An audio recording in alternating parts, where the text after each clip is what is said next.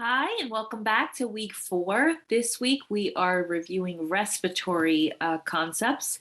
Part 1 in this particular PowerPoint includes respiratory infection minus TB. All right. So the common chief complaints we see in respiratory complaints in general seem to be cough, dyspnea, and hemoptysis. So, in terms of the cough, is it productive or non-productive? Is there a color to the sputum? Remember, you're going to do your inclusive respiratory assessment, and these are all basic questions you would ask whether you're an NP or an RN. You know, how much are you coughing? Is it thick or is it thin? Is it frothy or is it, tenacious? Is it bloody? Is it true hemoptysis? Like, what color bloody is it? Is it brown? Is it bright red blood? These are all questions we need to ask, and you're looking at your patient besides their chief complaints. How do they look? Are they struggling to breathe? Are they air hungry? Are they grasping at their covers?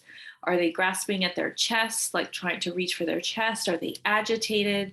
In terms of the cough, how long has it been going on? Is it greater than 8 weeks or is it a new onset?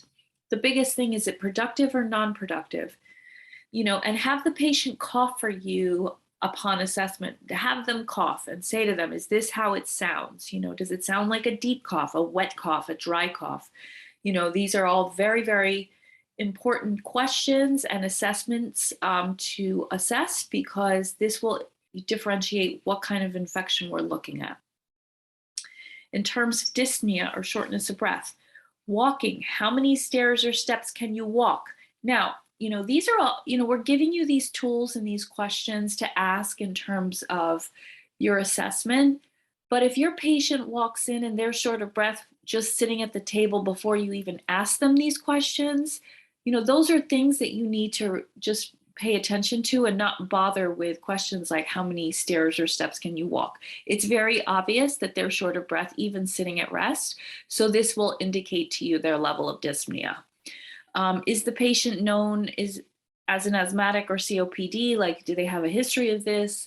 You want to inquire about triggers, what makes it worse, and any changes in medications recently, especially in terms of their inhalers. Is it acute or progressive onset in terms of their dyspnea? Does it come on quickly or is it, slow and insidious? You really want to know how it comes to be with them. Now, in terms of hemoptysis or coughing up blood, is it streaked? Is it blood tinged? Is it foamy? Is it bright red? Is it dark? Or are we talking about blood clots? Keep in mind, if a patient has hemoptysis or is coughing up blood, that is never a good sign. So you really have to inquire further and make important clinical decisions in terms of what the next step is going to be. You're going to want to follow up with that. So ascertain the source. Is it streaked as an inflamed, like irritated airways, where it's just a little bit of, blood in the sputum, or is it really bright red and they're coughing up thick blood? That'll differentiate between pneumonia versus bronchitis, or is it from their sinuses and nasal cavities? You also want to look in their mouth. Are they coughing up blood because their mouth is bleeding? Are they having any gum issues? Is the cough and the blood-tinged sputum foamy, as in pulmonary edema? Or is it bloody as in terms of lung cancer or tuberculosis? So this is why it's important to differentiate, because when you're talking about coughing up blood, we are looking at things such as pulmonary edema, lung cancer, PEs, and tuberculosis, which are all very serious conditions that need to be addressed further. Okay, so cough and their common etiology. So when we're looking at the cough, we want to also be, very aware of what are the cough's, common causes. So different things that can cause a cough: a postnasal drip, postnasal infection, like some viruses are particularly irritating, causing post-viral tussive syndrome, which can linger on for weeks. You could have a lung abscess. You could have an aortic aneurysm. So an aortic aneurysm is also not only associated with a nice common cough, but also a lot of shortness of breath. Do we have ascites, where we have a swelling in the abdomen? Sarcoidosis, TB, pulmonary embolism are common cough etiologies. Another big thing we need to be conscious of are ACE inhibitors. Those are common etiologies of coughs. So if your patient is on anything with the last name RIL, like captopril or enalapril or lisinopril, quinapril, ramipril, all antihypertensive drugs, are they on these medications? Because a cough is also an indication that you're on an ACE inhibitor that's you're not responding well to. Okay, GERD, gastroesophageal reflux disease, another common cause of a cough. All right, especially if it's associated with any kind of reflux or burning when they cough. This is very concerning. Is there an environmental reason, or do they have any allergies? Is there a lot of dust or dander, birds in the house, any animals? Those are a common, etiology of a cough. COPD, asthma, any tumors, foreign bodies, like did they swallow something? Did they have any kind of aspiration, especially in your elderly patients who tend to pocket food in their mouths? Any kind of cardiac conditions, especially CHF. When we're having a CHF exacerbation, we will also see a cough as a common symptom of a CHF exacerbation. So certain infections also are common etiologies of coughs: bronchitis, pneumonia, influenza, and any kind of other viral etiologies. So a cough can be very broad. Always be open-minded to differential diagnoses. So a red flag, like we spoke about before, cough and ACE inhibitors. If a patient presents with a cough and there's no other obvious reason for a cough and the patient is on an ACE inhibitor, consider an allergic reaction and discontinue the ACE. Okay, we need to consider a different drug. So patients have been known to be on ACE inhibitors for a long time, possibly years, before they actually develop the cough. Sometimes it just takes a while for it to build up in their system, and then all of a sudden they develop the symptom of the cough. Again, if there's no other obvious reason for a cough, discontinue the med and get a different one. There's plenty of other antihypertensive medication options. Usually when a patient is on an ACE inhibitor and the cough is a side effect of the ACE inhibitor, they just complain that they just have this consistent, constant, annoying dry cough. Note that particular ACE inhibitor as an allergy in the chart and educate the patient to notify any practitioners they're working with that this has caused an allergy for them in the past.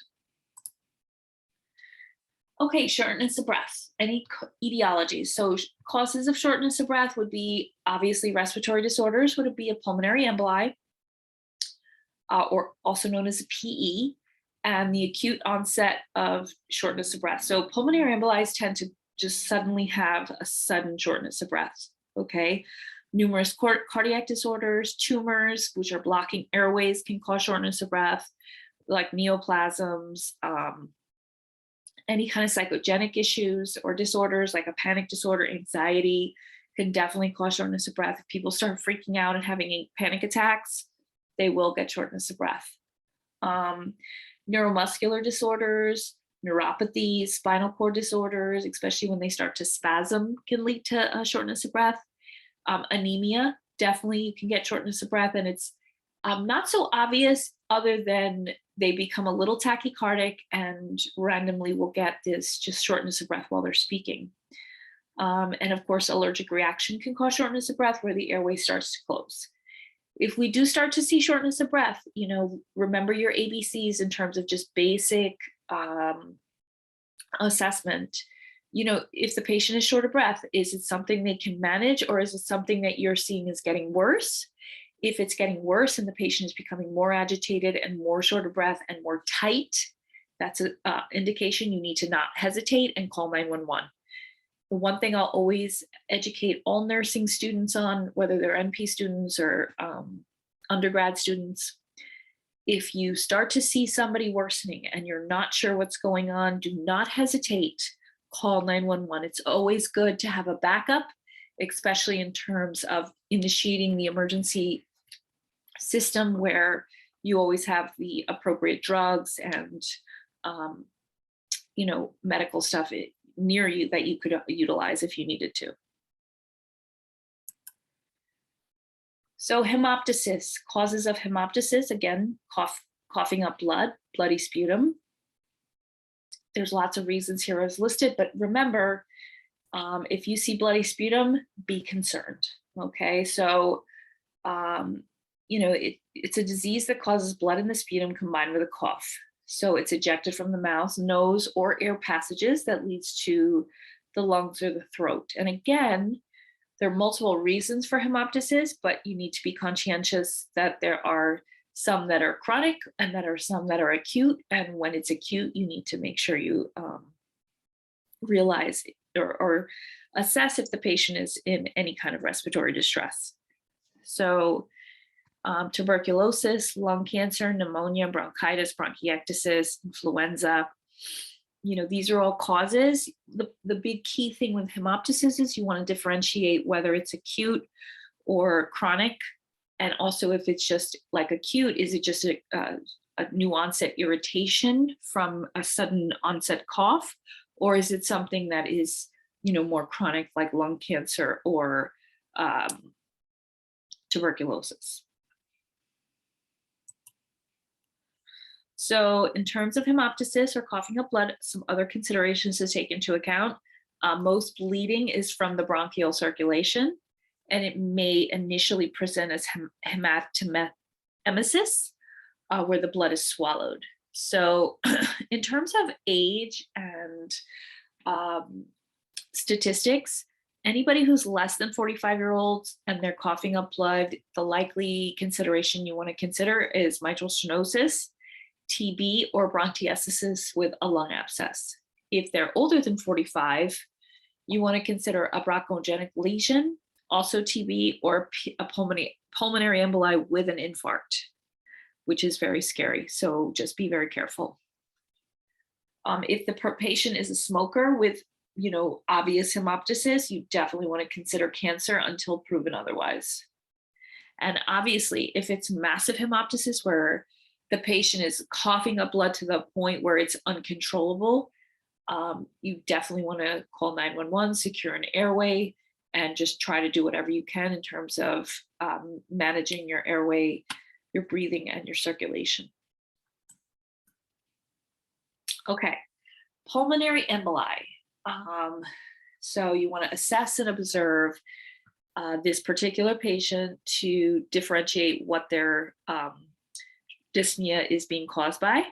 So what is the work of breathing like? So when the PE or pulmonary emboli, you're looking at a patient who is labored breathing.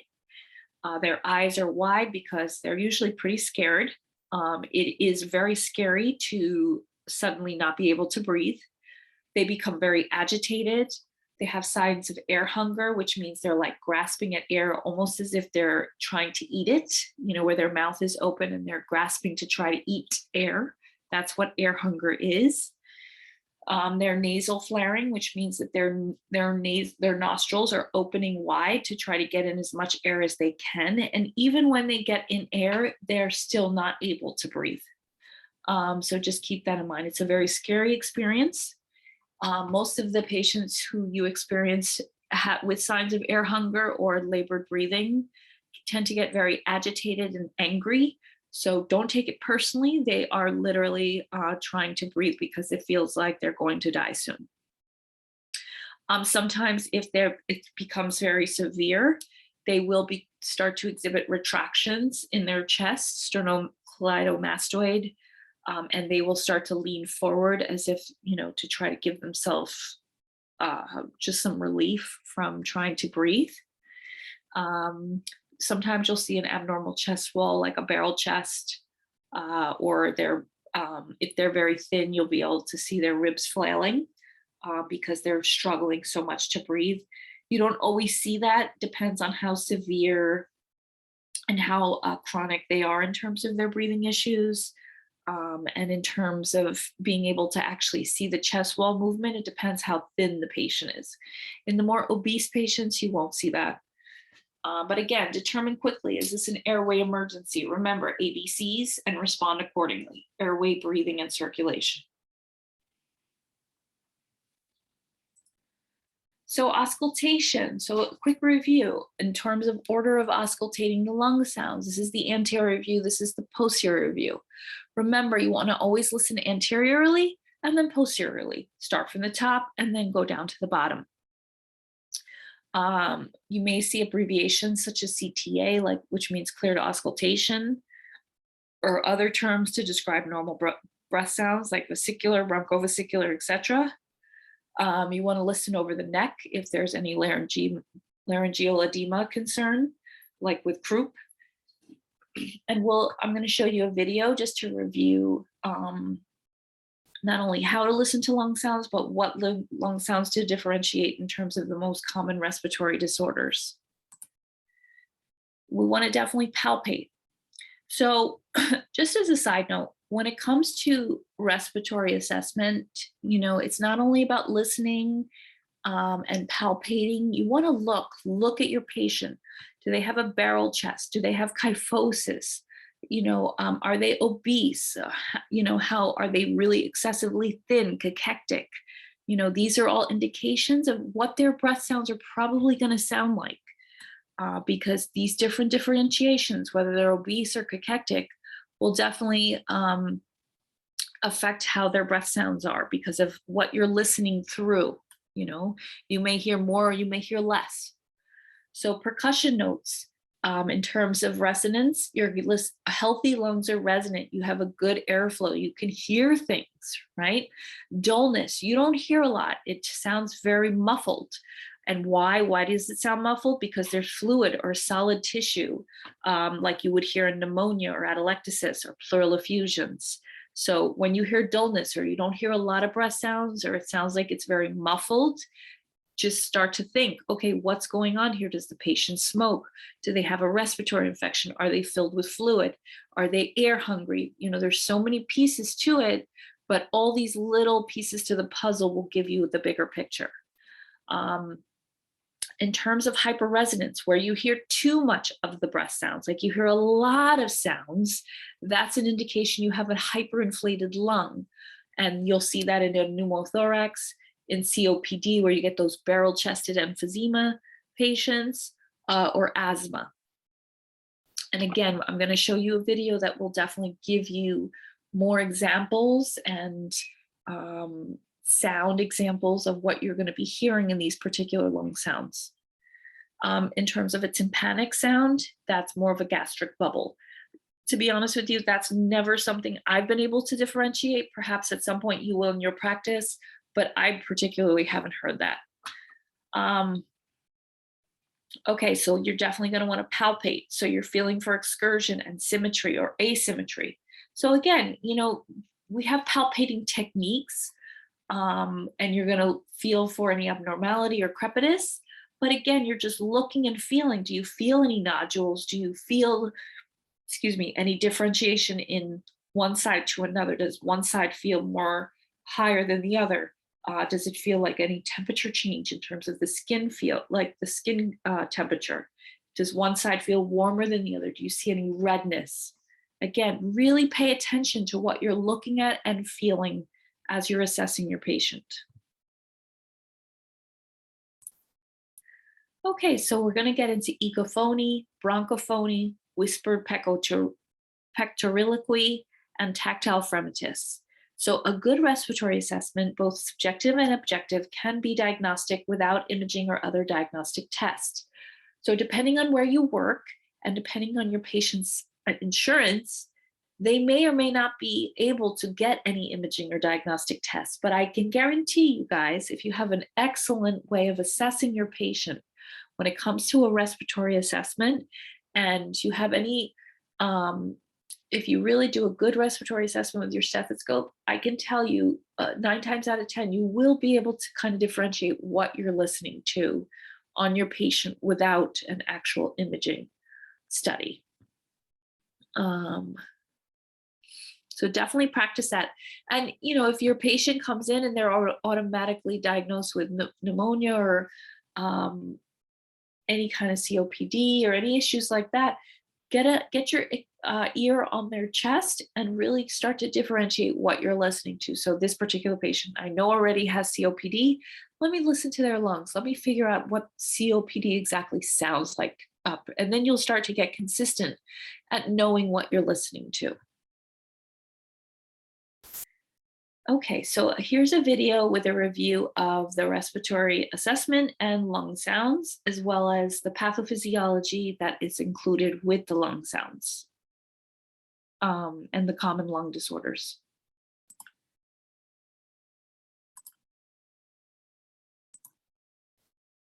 Now for assessing the lungs, it's critical to understand the normal anatomy of the lungs. So starting with the lobes, the right side of the lung has 3 lobes and the left side only has 2 lobes.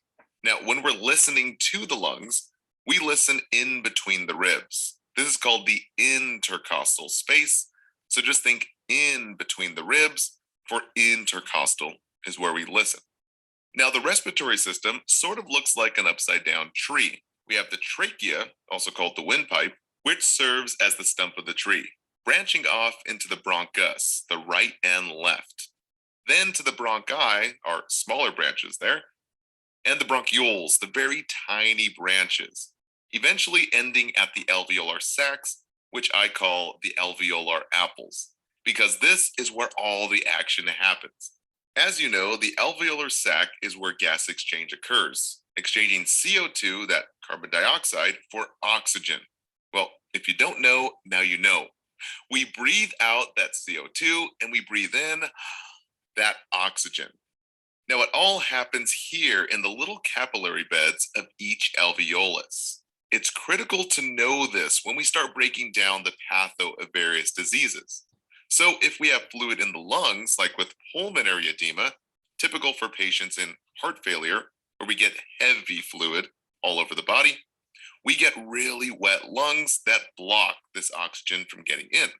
Or if these little alveoli collapse like an atelectasis, well then gas exchange can't happen and infection settles in, resulting in pneumonia, which we cover in a separate video.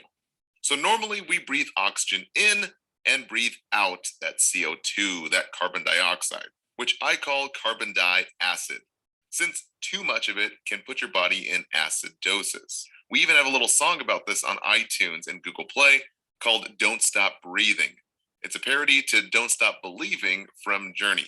I'll play a little segment real quick. Just 2 real thin lungs sit above the diaphragm, exchanging CO2 for oxygen. Okay, hopefully you like that little segment. I'll add the full song at the end of this video, so be sure you stay till the end. Now for auscultation locations, we have anterior, which is the front on the chest, and posterior on the back, where we mostly assess the lower lobes on the back. We want to position the patient upright in high Fowler's position. Point the diaphragm, the big part of the stethoscope, downward, and place it in the intercostal spaces, that part in between the ribs. Now, normal breath sounds are known as normal vesicular breath sounds, are soft and low-pitched, breezy sounds. This key point is a need to know for Kaplan standardized exams. So Kaplan mentions normal breath sounds are vesicular breath sounds, soft and low-pitched breezy sounds heard over most of the peripheral lung fields. Okay, now for the good stuff, the assessment. We start on the front, the anterior, basically the chest. We want to start at the top on the right side above the clavicle, aka above the collarbone. We listen for a full inhalation and a full exhalation. Then we move to the opposite side. Now, we want to compare the quality, the depth, as well as extra sounds. These extra sounds are called adventitious breath sounds. Then we move to the second ICS, mid-clavicular, basically meaning the middle of the clavicle. An ICS is that intercostal space in between the ribs. Then we move over to the opposite side and compare the same thing, the quality, the depth, as well as those extra sounds, those adventitious breath sounds. And then so on and so forth, down to the third intercostal space, compare all the way down to the sixth ICS, mid axillary. So just think mid axillary is middle of the armpit. A for axillary, A for armpit. This assesses the lower lobes of the lung, also called the bases of the lungs, or the basilarity portions of the lungs. Now, a little side note here. This is the best place to assess for fluid in the lungs, like with clients in heart failure. So just think HF in heart failure, HF for heavy fluid. And the lung sounds we're listening for is crackles, sounding like Velcro being pulled apart, kind of like this.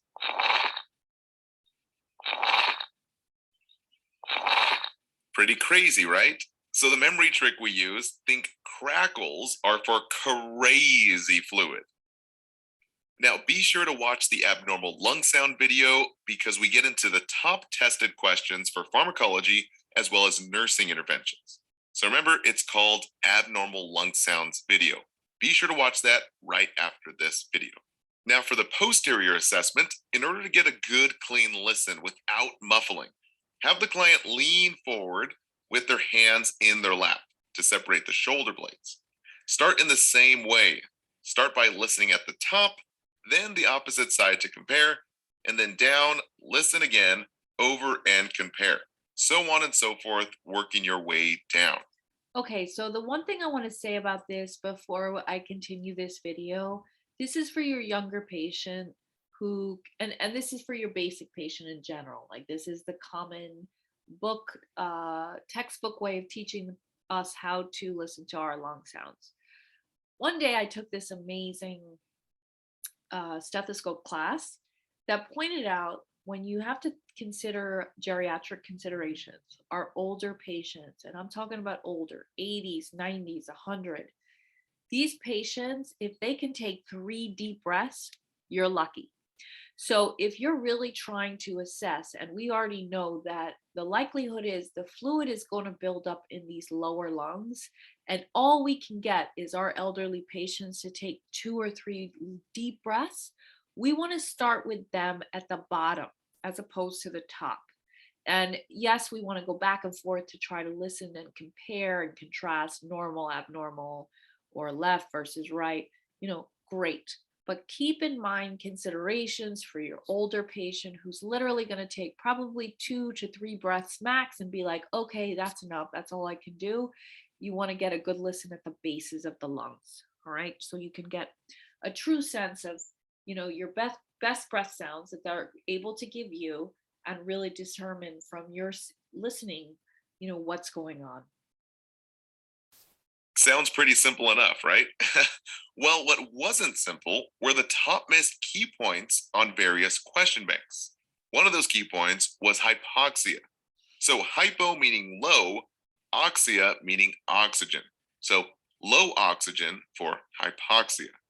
Now, Hesse mentions which areas would the nurse expect blue discoloration in a patient with hypoxia? So blue discoloration is that cyanosis.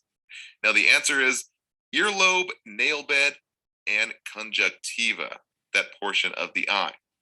And another question, a patient with long-term hypoxia experiencing respiratory distress. Which signs and symptoms require monitoring by the nurse? Another select all that apply here. So, key terms, vertigo, that dizziness. One of the first signs of low oxygen is that mental status change, or even this dizziness here. Clubbing or round fingernail beds. This is more of a long-term hypoxia. And increased pulse rate, known as tachycardia. Now, Kaplan mentions the most important objective data when determining if a client is hypoxic. The key term here is most important objective data. So we're looking for a lab value. And the lab value was abnormal blood gases, those ABGs, which we go into a full video in our acid-base imbalance lectures. Now, the second key point is dyspnea, that difficulty breathing or that shortness of breath. So just think difficult, and pnea, just think lungs. So dyspnea, that difficulty breathing in the lungs.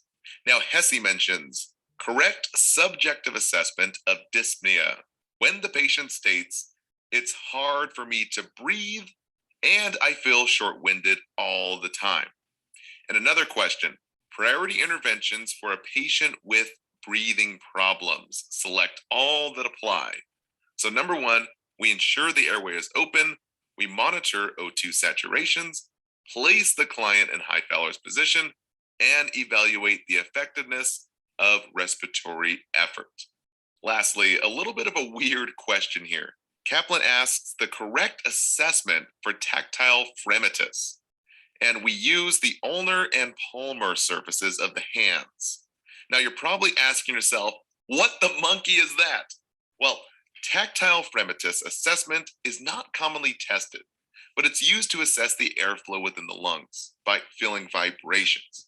We basically just ask the client to repeat a phrase over and over again, like 99 or 123, 123. So increased vibrations means increased inflammations, basically inflamed lung tissue, typically for infections like pneumonia. And decreased tactile fremitus means decreased airflow, like in asthma and COPD. But once again, this is a nice to know and not necessarily a need to know, since it's not commonly tested.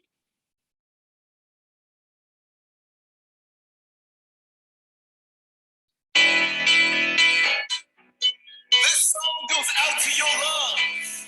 You know they work so hard for. Okay, so one thing I want to mention in terms of that video that they talked about was cyanosis, and they talked about looking at low, oxygen levels. We know that capillary refill, clubbing of the fingernails. The one thing you're going to see if a patient really is going into respiratory distress is cyanosis around the lips. If you see blueness around the patient's mouth, almost as if they were sucking on a blue lollipop, be concerned. Get yourself ready that the likelihood is there's going to be a code soon. There are certain very indicative assessments that you need to start becoming conscious of and intuitive to when you're looking at your patients, that even though they're telling you things, despite what they're telling you, you really need to look for certain signs, because these are the things that are really going to be indicative of what the next step in your treatment plan needs to include, whether it's like acute, so we need to get the code card going, or whether it's just starting to consider changes in their functioning of medications, their environment, whatever it is. Okay, so now we're going to get into respiratory diagnostics. All right, so we have lots of options in terms of respiratory diagnostics. So we're going to, obviously the chest x-ray is a very common diagnostic. What are we using this for? To rule out tumors, tuberculosis, pneumonia, and others. I have a video that's really going to get into how to read a chest x-ray. Now, likelihood is when you're an NP and you're practicing, the radiologist is going to read that x-ray and give you a clear interpretation of it. However, if you're working in the ER in the middle of the night and there's no radiologist around, you do need to know certain key markers to help differentiate an x-ray and how to actually look at some key things to make sure you're not looking at an emergency situation. Some other diagnostics to consider with respiratory issues: CBC with differential in order to identify infection, anemia, or any allergic components. A metabolic profile. There's a lot of reasons why you would order a metabolic profile, but mainly you want to look at metabolic acidosis. And if it's suspected, you want to differentiate the anion gap from a non-anion gap to differentiate acidosis. The oximetry or the O2 stat, very simple test. Put the O2 stat on the finger and you can detect a low level of hypoxemia. Now, remember, your COPDers tend to have low levels, but you really want to differentiate their low level with something that's acute versus chronic, okay? Because they could be dropping and you don't even realize it. That's, in terms of COPDers, I would get their caregivers involved if they're available to just kind of get their feedback on what the patient's normal levels tend to be. You're looking at your COHB percentage, especially if they were exposed to any kind of carbon monoxide or excessive amounts of smoke. You're looking also at your bronchoscopies, which obviously require sedation, and they use a scope to view, and they look at this, they take a sample in the lungs and the bronchi.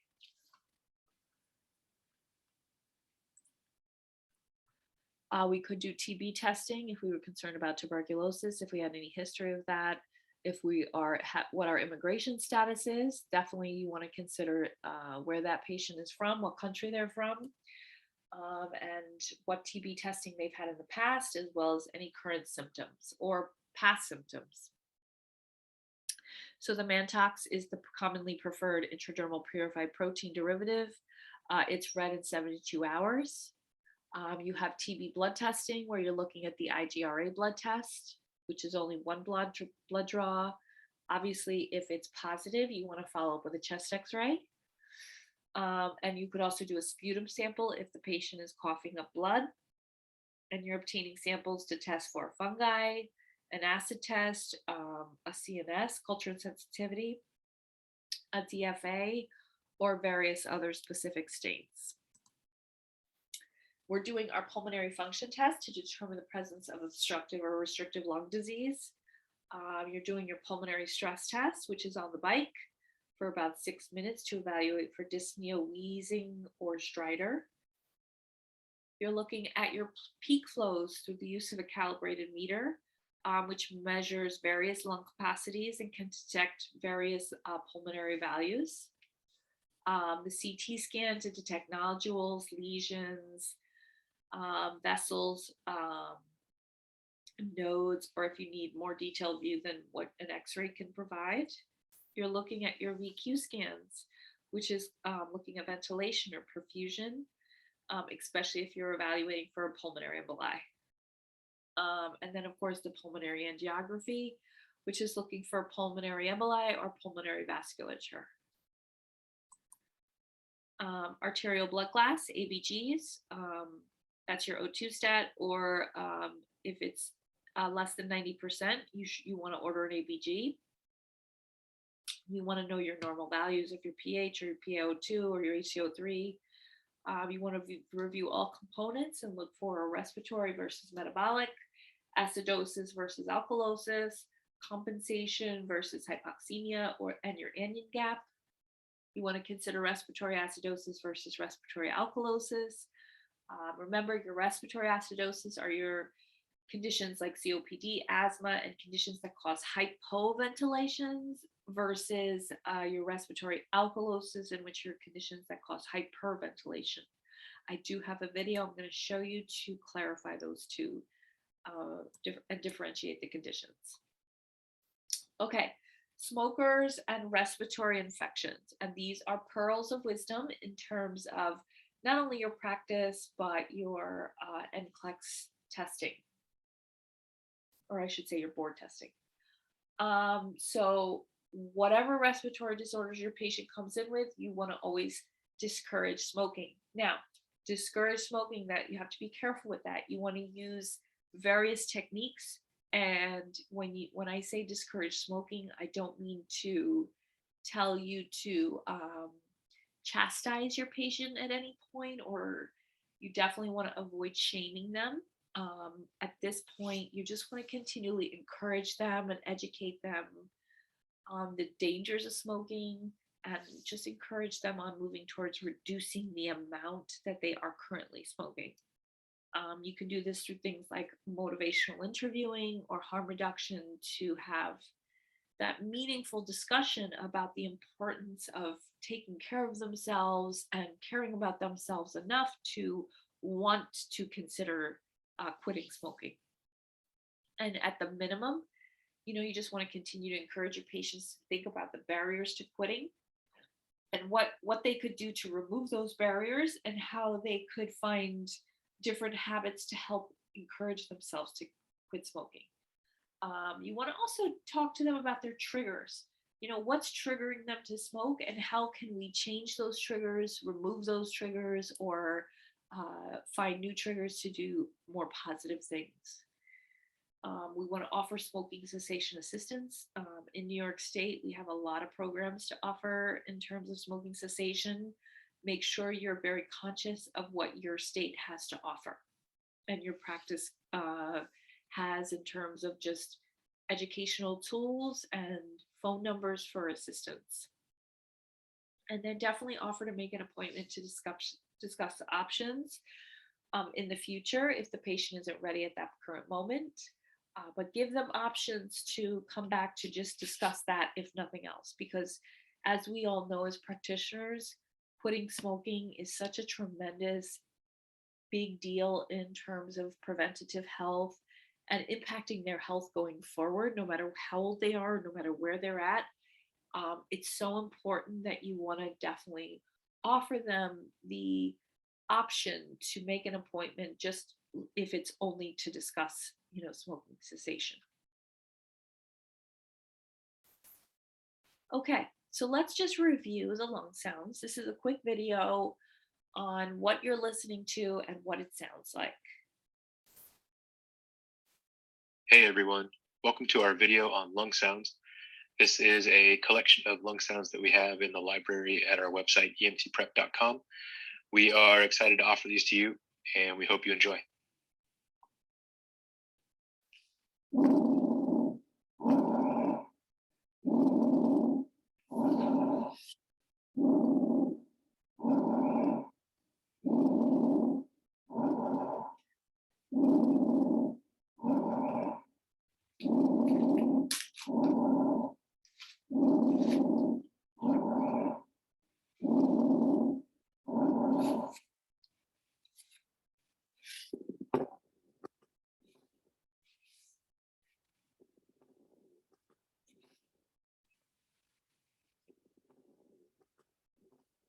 Yeah, so if you hear these crackles, be concerned. You will most likely hear these sounds at the bases, especially if you hear them fine. So the more fine they are, the tighter the sound is, which means the likelihood is that it's becoming more and more filled with fluid, with more tighter amounts of fluid because it's so full. So again, as the fluid becomes tighter in there, that's not good. Once we hear diminished breath sounds, where it's difficult to even hear breath flow, again, we're thinking and considering the fact that the breath sounds and the fluid has become so tight and stuck in there because the fluid is building up. You're hearing less and less ability for the fluid to sound. So that's never a good indication. Now we're listening to expiratory wheezing. Again, this is a fluid buildup. We still have more of an airflow, so it's not so severe, but now we're thinking more in terms of asthmatic issues or blockages.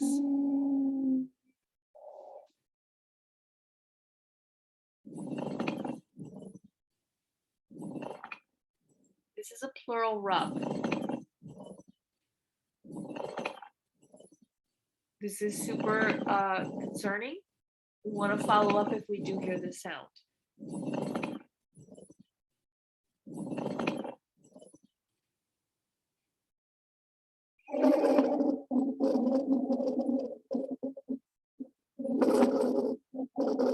Bronchi, also concerning.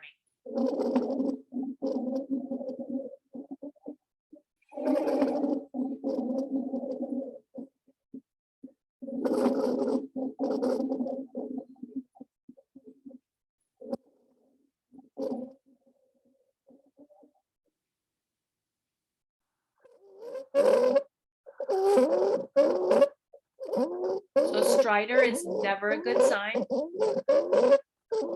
The likelihood is if you're hearing stridor, we're in a end stage wherever we are.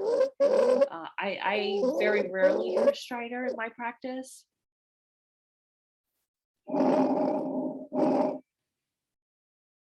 So these are vesicular breath sounds. These would normally be your healthy lung sounds. Like a soft sound of inspiration.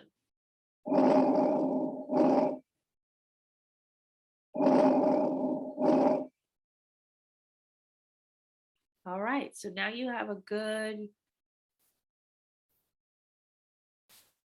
sound of what breath sounds are. Okay, let's get into the upper respiratory infection, or AKA a cold.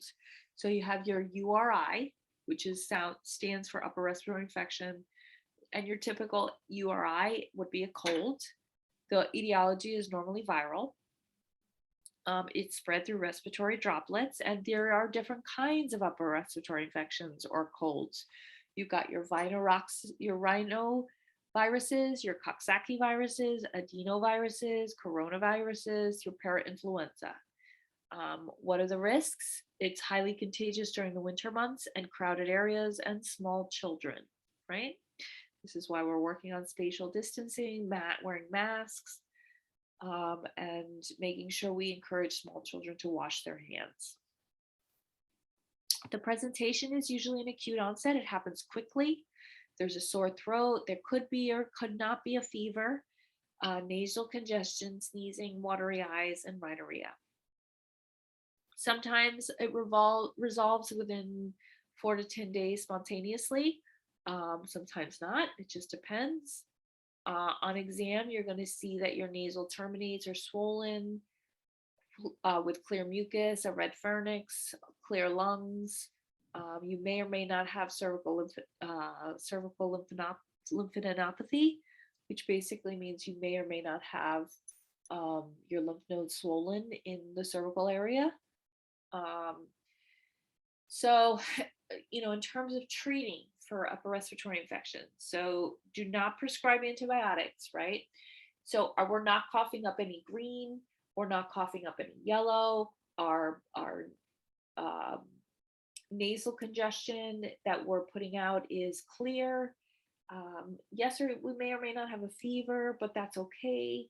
As long as the fever isn't too elevated, we do not need antibiotics. We want to encourage fluids, RESP, an antipyretic like Tylenol or ibuprofen, which can help with the fever and help with the symptoms. You want to maybe consider oral decongestants if they're really congested, like pseudoephedrine. But you want to be careful in any conditions with high blood pressure, like hypertension or BPH, because that can cause your blood pressure to elevate. You want to encourage nasal decongestions. Again, if they're really congested and they need to go to work, you can do over-the-counter phenylphrine. But remember, only for 3 days because it can have rebound effects. You want to maybe consider Atrovent if they have like a lot of rhinorrhea associated with upper respiratory infections, like a lot of nasal dripping. You want to consider nasal saline rinses or intranasal corticosteroids if they really are getting congested. And you definitely want to encourage the patient and educate the patient on hand hygiene, cover their mouth with their cough, and just be conscientious. If they're really sneezy and coughing, they need to stay home. There's no really need for follow-up unless they're concerned about possible sinusitis, or if they have any ear infections, or their cough continues and they start to develop like a yellow or green sputum. If they're immunocompromised or they have COPD, those are the times when they want to return for any follow-up if they do have chronic conditions that could cause these symptoms to become worse. So different, alternative healing things you want to consider is zinc. You definitely want to consider over-the-counter zinc. If taken correctly, there's definitely some evidence that suggests that it weakens the duration of the upper respiratory infection. Zinc comes in a lozenge or nasal applications, or like just a vitamin you can take. Vitamin C and echinacea, also you want to consider that there's no really conclusive evidence, but obviously vitamin C and echinacea helps the immune system to fight off these respiratory infections. So patients can consider taking those over the counter. Honey and lemon can be very soothing and healing.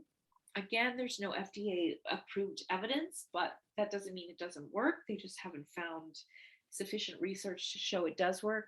But we all know honey and lemon and tea can be very soothing. Some studies show that black elderberry syrup can work. It can shorten the duration of flu-like illnesses for up to 4 days. Definitely ginger is another holistic thing to consider. Ginger tea can be very soothing to the throat and any kind of infection. All right, so next we're going to get into laryngitis. So here's a basic, very basic diagram of what the normal larynx looks like with the vocal cords versus the inflamed larynx. So obviously the swelling and the inflammation of the larynx leads to the loss in the voice. So it's basically an inflammation of the laryngeal mucosa and the vocal cords. The cause and the etiology, it could be a virus, it could be bacteria.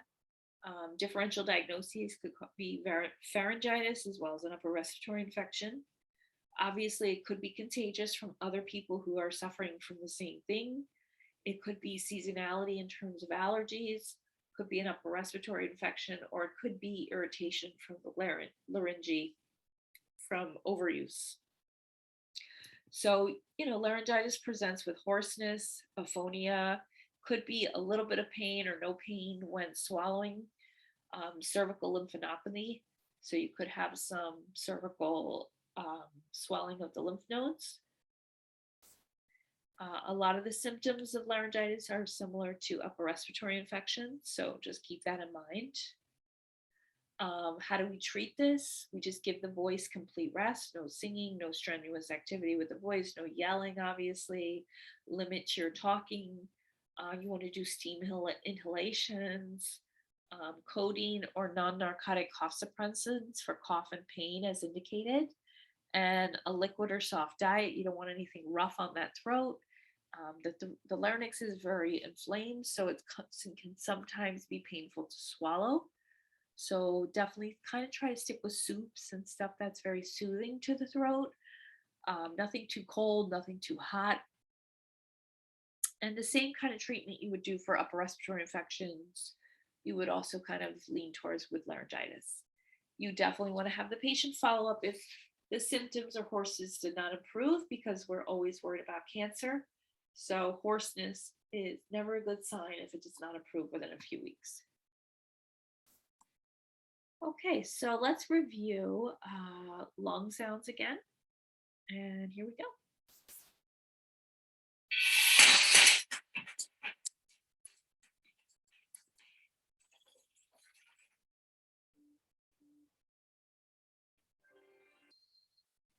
Now for abnormal lung sounds. In this video, we're going to be listening to the top 5 most tested lung sounds, including the need to know key points and the top missed questions at the very end of this video. So be sure to stick around to the end of this video to get the need to know info on exit exams, your nursing exams, as well as the NCLEX. And be sure to pause the screen and focus on the highlighted key points here. First up is the wheezes, which we call the whistle, sounding a lot like this.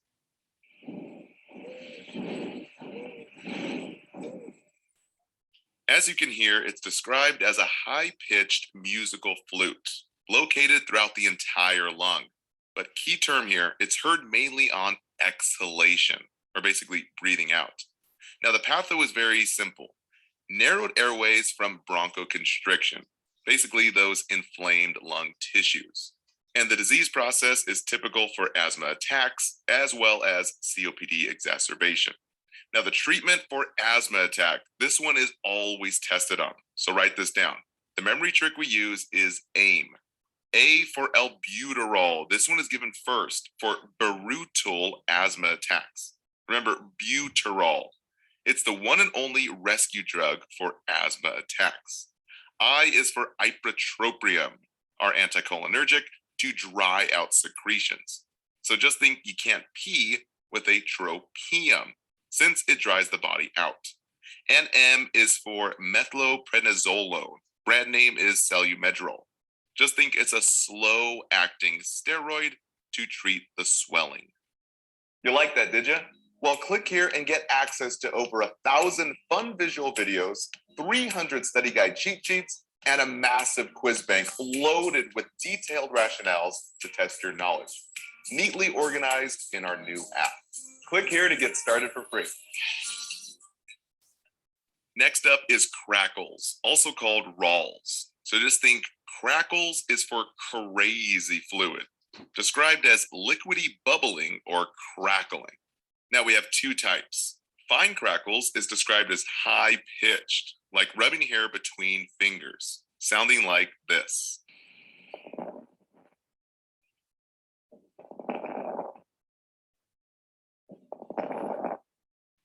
And coarse crackles is that low-pitched sound, sounding like Velcro being pulled apart, sort of like this.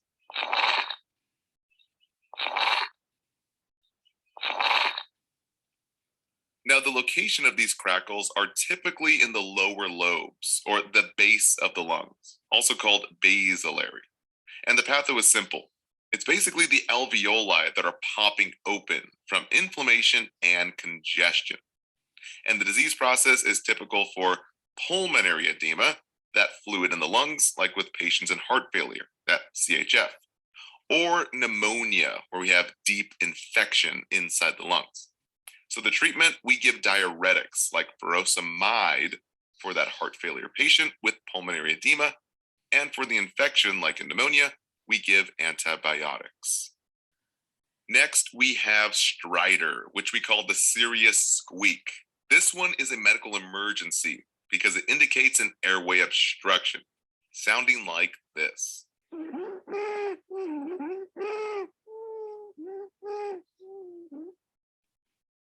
As you can hear, it's described as a high-pitched, harsh, inspiratory whistle. The key term there is inspiratory, when you breathe in. Now, it's located near the throat region during inhalation. And the patho is simple here. Blockage of the larynx, or basically the It's voice 6 box, o'clock. or trachea, that windpipe. And it's caused by a choking obstruction, epiglottitis, that inflamed epiglottis, croup, found in kids with a whooping cough, and after a thyroid surgery. This includes thyroid as well as parathyroid. Huge NCLEX tip. I would write that one down. It came up a lot on many different question banks. Now, the key treatment is endotracheal intubation as well as surgery. Next up, we have rhonchi, which we call the rumble, sounding like this.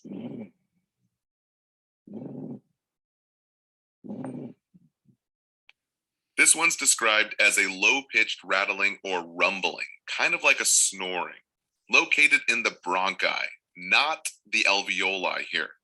So the patho is mucus secretions or obstruction. The typical diseases that we see this in is bronchitis, COPD, pneumonia, where we have infection, as well as cystic fibrosis, where we get serious mucus in cystic fibrosis. Now, the treatment we use is chest percussion, or basically vibrating the chest with a vest, and fluids to loosen and thin that mucus. Next, we have pleural friction rub, which I call the pebble friction rub, because it sounds like two pebbles being grinded together, sounding a lot like this.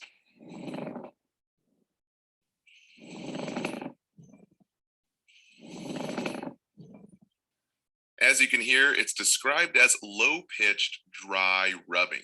Again, like two rocks being grinded together. Now, this is located on the front side of the lung during inhalation and exhalation, basically in and out. And the patho is very simple here. Just think of infection causing inflammation in that pleural layer of the lungs, and that is what's rubbing together, causing that grinding sound. Now, the disease to focus on is worsening pneumonia, that infection. So a lot of test questions will ask indication of worsening pneumonia or signs and symptoms that indicate worsening pneumonia. And the answer usually always includes pleural friction rub. Now, the key treatment is for TCDB, that turn, cough, and deep breathe to cough out all that infection, as well as use of the IS, incentive spirometer, and antibiotics.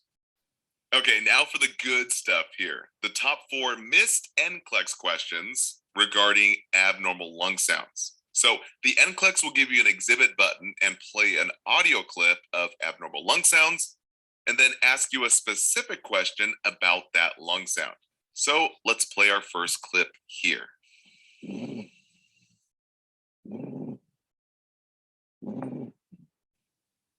Okay, now according to this lung sound, the question asks, this lung sound is indicative of which condition?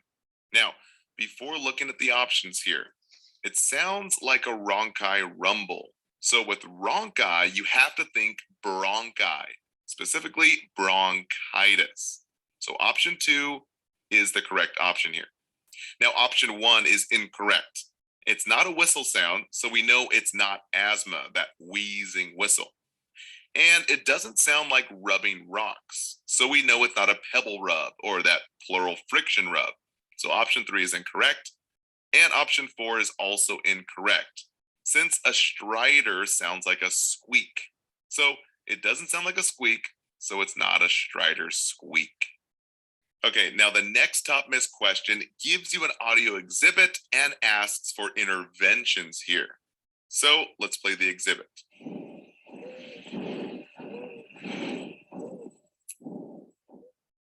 Ooh, okay, now that sounds like a whistle for sure. So the question asks, based on the lung sounds, what priority intervention should be anticipated? And the infamous select all that apply. So again, this sounds like a wheezing whistle. So you must think either asthma or COPD. Now just think here for any NCLEX question. What kills the patient the fastest? An asthma attack, that status asthmaticus. So remember, we covered the interventions, and remember the memory trick, AIM. A is for albuterol for that brutal asthma attacks, which is the one and only rescue drug for asthma. I is for ipratropium, the anticholinergic to dry out secretions. And M is for methylprednisolone, that slow-acting steroid to treat the swelling. So the correct options here are option 1, 2, and 4. Albuterol, ipratropium, and methylprednisolone. Now, option 3 is incorrect because we do not need to place a chest tube. So chest tubes are usually for hemo and pneumothoraxes. And option 5 is incorrect because a chest x-ray is not a priority intervention at this time. Remember, priority intervention for that wheezing whistle in asthma is AIM, albuterol, ipratropium, and methylprednisolone. Okay, next top missed question, 3 of 4. Let's play the exhibit here.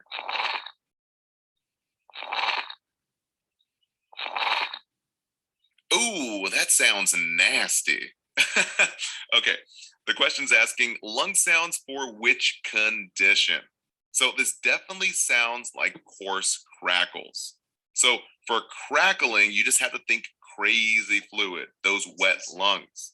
So which option relates to those wet lungs? Well, let the name help you here. For edema, we get swelling with fluid, right? And pulmonary is for the lungs. So pulmonary edema, those fluid-filled lungs, indicates crackles from that crazy fluid. Now, question 4 of 4 here. Client with a history of congestive heart failure, key term there, presents with new edema in the lower extremities, sudden weight gain of 6 pounds in about 2 days, and key term, coarse crackles at the bases of the lungs. What is the first action? So a lot of key terms here. First things first, heart failure. So think HF for heart failure, HF for heavy fluid. Now, is the heavy fluid getting worse? Well, yes, look at the key terms here. Terms like new and sudden. So new edema and sudden weight gain, as well as coarse crackles in the lungs from that crazy fluid. Now, a little side note and NCLEX tip here. Words like new and sudden typically always means a priority patient. So just keep that in mind there. So the first action is option number 3, anticipate IV furosemide. This drug ends in "ide," so think it makes the body dry. Now, this is the first drug we give for pulmonary edema, where we have fluid-filled lungs, which will kill the patient. So how do we get this fluid out of the body and into the potty? Again, on the NCLEX, the number 1 drug for worsening pulmonary edema, specifically with heart failure, is ide-ending diuretics, like furosemide, bumetanide, and torsemide. Just think these end in "ide," so it makes the body dried. Now, I stress this because a lot of students get this wrong and choose albuterol, our bronchodilator. So just think, why is this wrong? Well, think of the patho here. Bronchodilators dilate tight lungs, right? But is tightness really the issue here? Well, no, fluid is the problem here, not constriction. If it was constriction, we would hear the wheezing whistle, which is typical for asthma attacks. But an asthma attack is not the problem here. It's that pulmonary edema with the crackles. So we must drain that fluid with diuretics ending in "ide" to make that body dried. So guys, always slow down and look at the key words to let the question help you.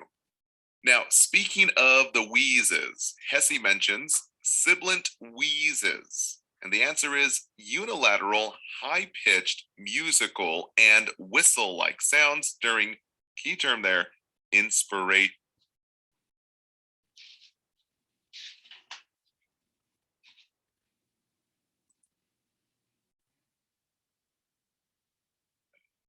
Memory trick again is that wheezing whistle. And another question on auscultation, lung sounds are similar to hair being rolled between the fingers in a patient with heart failure. And the answer was fine crackles. Again, the key term there is heart failure. So just think HF for heart failure, HF for heavy fluid. And crackles means that crazy fluid. Now, Kaplan mentions the cause of crackles is underlying inflammation or congestion. And pleural friction rub is that gradient sound or vibrations heard during inspiration and expiration. Yes, again, think pleural friction rub is that pebble friction rub, sounding like 2 stones being grinded together. Now, very lastly, but definitely not least, separate from the rest, is the death rattle, known as Cheney-Stokes, also called our death rattle. This signals that death is very near. On average, a person lives only 23 hours or less after this death rattle begins, typically for the critically ill, like those with intracranial pressure, strokes, worsening heart failure, or that end-stage kidney failure. It's described as an abnormal breathing pattern with increase and decrease in respirations, seen as start and stop breathing. Now, the patho here is we have apnea, that stop breathing, leading to an increase in CO2, that carbon dioxide, and hyperventilation to blow off that increase in CO2. And the cycle kind of starts over and over again. Now, the only treatment that is indicated is intubation and mechanical ventilation. Basically, the patient's going to have to go on a ventilator. So Kaplan mentions Cheney-Stokes respirations. We have a gradual increase in depth of respiration, followed by a gradual decrease in the depth, then a period of apnea. Okay, that wraps it up. Thank you so much for watching. Don't forget to take the free quiz and check out the full course. So that was a great review on abnormal lung sounds, causes, and their patho. So next, let's get into influenza or the flu. And as we know, the etiology or cause of influenza could be viral, could be the orthomyxovirus influenza type A, the lesser extent type B, or the enveloped RNA-based viruses. People who are at risk for influenza are near sick contacts, like they've been around people who have influenza. Obviously, the elderly, any pregnant women, children, immunocompromised, any patients with any kind of respiratory illness are at risk for catching the flu, as well as any patients with cardiovascular disease, Remember, the heart and the lungs work simultaneously. So if one is decompromised, the other will be as well, which puts them at more risk. Any patients that are disabled, whether it's mentally or physically, keep in mind the mentally disabled don't always know how to maintain basic hygienic practices like washing their hands. So that can obviously put them at higher risk. And then, of course, minorities or immigrants are also at higher risk for influenza. Influenza tends to be seasonal, primarily in the winter and spring. And differential diagnoses that could be indicative of influenza are COVID, other viral upper respiratory infections, pharyngitis, mononucleosis, pneumonia, allergic rhinitis, group A streptococcal pharyngitis, bacterial sinusitis, atypical mycoplasma pneumonia. Deaths from influenza often occur in children, the elderly, people with comorbidities, especially cardiac or pulmonary diseases, as well as those with obesity. Remember, obesity leads to sleep apnea. That increased weight is obviously hard on the heart and lungs, as well as all the other organ systems within the body. But, in terms of heart and lungs, when it comes to respiratory illness and obesity, you always want to take obesity into consideration because those are patients that you tend to have more consideration with having to maintain airway at a more quick notice. And by that, I mean, if you have a patient who's obese, who tends to go into any kind of respiratory distress, they tend to decompensate faster than somebody who wasn't obese. So just know that if you have a patient who's obese, who tends to have any kind of respiratory issues, you always want to be on guard to call 911 more quickly than the average individual because they tend to decompensate faster. So in terms of prevention, obviously you want to promote the annual vaccine based on the CDC guidelines. And in terms of transmission of influenza, it's contagious for 1 or 2 days before the symptoms actually present. And it's contagious 5 to 7 days after the symptoms start. It could be longer in patients who are immunocompromised. It's mainly passed through droplets, and it inoculates the nasal and pharyngeal passageways and can be contagious up to 6 feet away. So you want to follow the local and CDC guideline guidance for influenza activity because it varies each year. Because as we know, it's a virus and it changes periodically in order to survive. Okay, so in terms of exam and diagnostics, on presentation, it's usually an abrupt onset. It's highly suggestive of influenza, and it's usually a high fever with a non-productive cough, fatigue. They get rigors or the chills. They get very fatigued or malaised, myalgia. They get a headache, nasal stuffiness, sore throat, anorexia, like they don't want to eat, nausea, and cervical lymphadenopathy. So their cervical lymph nodes start to feel like swollen. You can feel them like kind of bulging in the cervical area. Their breath sounds are normal unless they have comorbidities like they're asthmatic or they have COPD, or if they have viral pneumonia, which is like a lower airway infection. Keep in mind the likelihood is if you do have patients that are consistent with asthma or COPD or have had viral pneumonia in the past, they're going to be highly contagious and highly likely to get influenza. So these are going to be the patients you're going to want to immediately differentiate that diagnosis immediately on this particular patients because they're high risk for influenza, especially during flu season.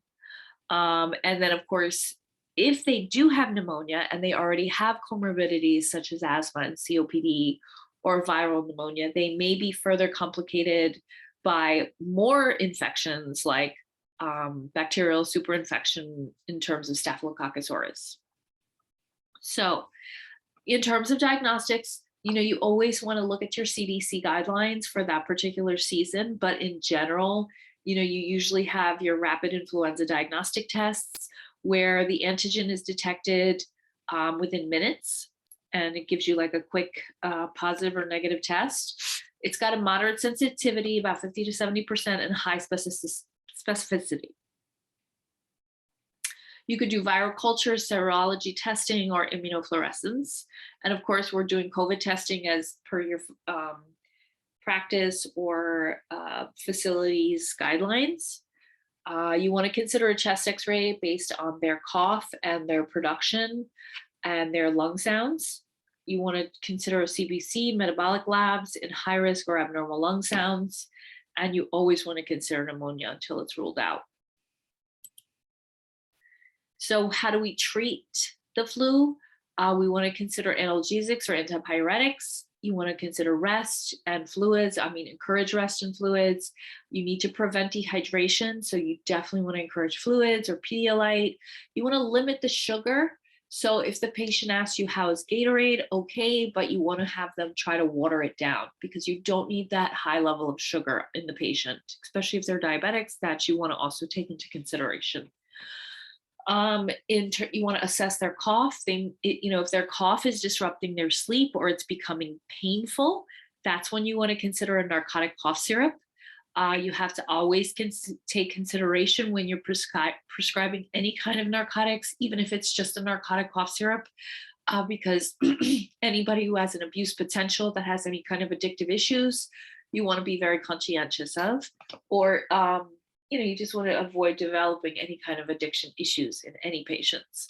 It's the narcotic level within a cough syrup is pretty low, but irregardless, you just want to take caution.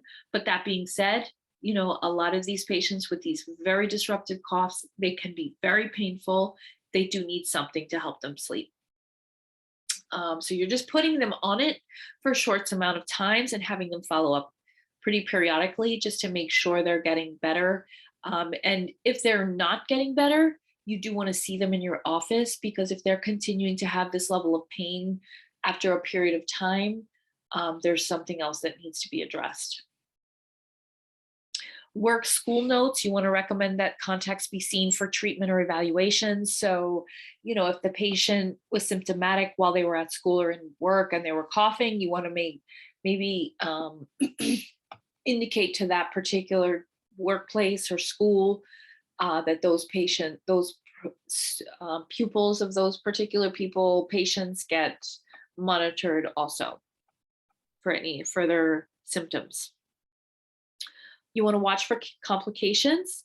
Definitely discuss with your patient signs of dehydration.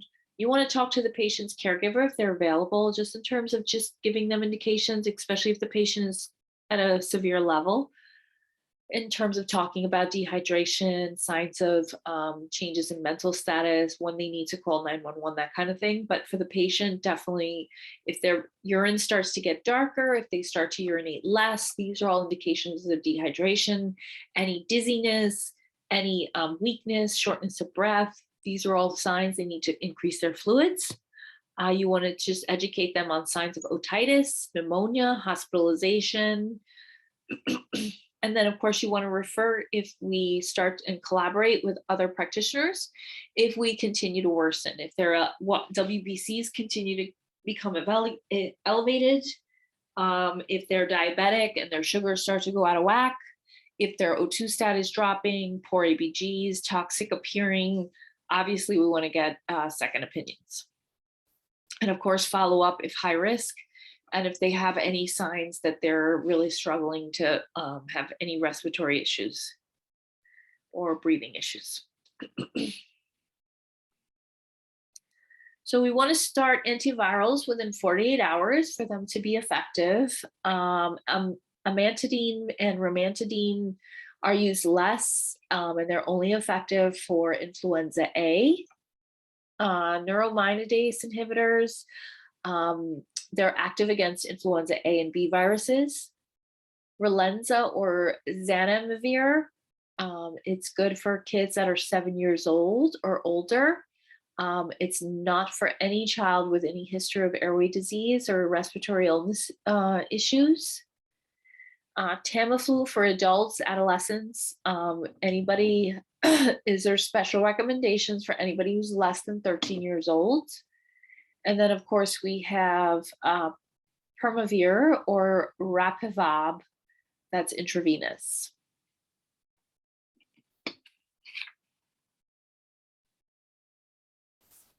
Okay, so here is your table of your CDC antiviral medications, which are recommended for treatment and chemoprophylaxis of influenza. So it gives you the activity against influenza A and B, whether it's oral, inhaled, or IV. And it gives you who it's recommended for, not recommended for, and any adverse events. So again, these are things that are guidelines that tend to change on a year-by-year basis. I would definitely look at your CDC guidelines every year and update your practices, kind of just a folder that has its updated guidelines, just so everybody's aware. And remember, that's kind of one of the roles of the NP within primary practices, is that we're kind of keeping everybody abreast of what are the newest and most consistent evidence-based practice guidelines. So we always want to have those resources available and just make our fellow practitioners aware of. Okay, upper respiratory infection. A bacterial cause is more likely suspected when symptoms persist for more than 10 days without clinical improvement. So make your patient conscientious of the fact that if their symptoms continue to persist, especially after 10 to 14 days, they need to make sure they follow up with us. If the symptoms become severe, whether they have a high fever, they have purulent nasal discharge or facial pain that lasts up to more than 3 days. I mean, honestly, you don't really see a lot of facial pain more other than just tenderness from sinus inflammation. There's usually not much more pain than that when it comes to an upper respiratory infection. So if your patient is complaining of pain, be on the lookout. Symptoms worsen after an initial period of improvement for more than 3 days, and then they start to worsen again. So if you hear the patient say, I was getting better, now all of a sudden I'm getting worse again, that's an indication we're looking at a bacterial cause. If they have a new onset fever, if they have a new headache, if they have increased nasal discharge after a typical viral upper respiratory infection that was initially improving, be suspicious for a bacterial cause. Leukocytosis is usually found on your CBC. Again, likely bacterial. So these are things you need to look for. Remember, you're a nurse practitioner. There are going to be multiple things you're looking for. As an RN, you just tended to look for your physical assessment, and you would report that. Now as an NP, you're looking for a bigger picture and more pieces to the puzzle. You're looking for lab work. You're looking for the patient's report of symptoms, the review of systems. You're looking for objective data as well. And then you're looking at your blood count. You're looking at blood work, lab work. You know, we need to know, is this bacterial or is this viral? And why do you need to know that? Because that is going to indicate how you're going to treat this and prescribe. Very important, guys. Okay, bronchitis. So here's your normal bronchi, nice and open, no inflammation, no gunk, nothing that's keeping you from having the airflow, versus your bronchitis or your inflamed bronchi. Remember, itis, all that means is inflammation. So when you think of anything that has an itis after it, it's inflamed. Here in this picture, you see the bronchitis. The bronchioles are now inflamed. They're nice and thick and red and filled with mucus. So obviously, it's going to be harder for that air to travel through them. So when we have bronchitis, we have an inflamed bronchi and large airways. 95% of bronchitis is viral, okay? So we're looking at adenovirus, influenza, coronavirus, RSV, parainfluenza, human metapneumovirus. It could be bacterial, it could be an irritant. There's usually a cough. Most likely 9 times out of 10, there's a cough. Sometimes, most times, it's productive. Sometimes it's not, but it's a deep and it's a thick cough. you'll get paroxysmal coughing fits and you'll get chest pain with cough. So usually it hurts. It hurts when you have a bronchitis. There is pain. It could or could not be a low-grade fever. You want to distinguish. You want to look at your differential diagnoses when you're considering bronchitis. You want to consider the difference between pneumonia, influenza, or pertussis. Okay. Now, if your patient already had a pneumonia and influenza vaccine, that's going to give you a little more direction. So these are questions you want to ask. Were you vaccinated this season? Okay, on exam, we could or could not have a wheeze. We could have some rhonchi that's cleared with coughing. We could have some resonant on percussion notes.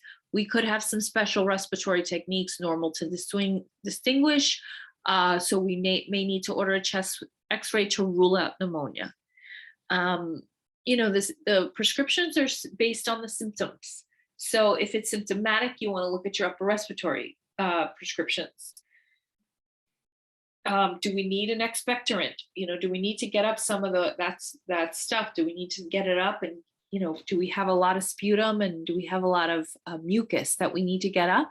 Then we want to consider an expectorant or a mucolytic like guaifenesin, also known as Mucinex. Okay. But you have to be careful with these because these medications tend to dry people out. So there's a fine line. You only want them to take them for so long. And then you want to be concerned, like, are we drying them out too much? We want to look at antitussives, the benzoate pearls 3 times a day as needed. Do not chew. If needed, narcotic cough syrup. So these help with the cough. Is their cough so severe they can't sleep, they can't rest, they can't work? That's when you want to consider these, okay? Especially if there's pain with the cough, that's when you want to consider the narcotic. The pain with the cough in any of these respiratory illness is severe. It feels like somebody is stabbing them in the lungs with a knife. So you want to be very conscientious of dealing with the pain management so they can sleep and rest comfortably in order to heal. If any of you have ever had any kind of respiratory illness, I myself have. I've had some pretty severe pneumonia. I also had COVID. And when I had my cough, it was extremely painful. So it actually, when I had COVID, felt like I had shards of glass in my lungs when I would cough. So I never got the narcotic cough syrup, but I will say that probably would have been something I would have benefited from. So you want to avoid antibiotics. You want to consider a prolonged course or abnormal lung sounds in terms of pneumonia. Oops, sorry guys.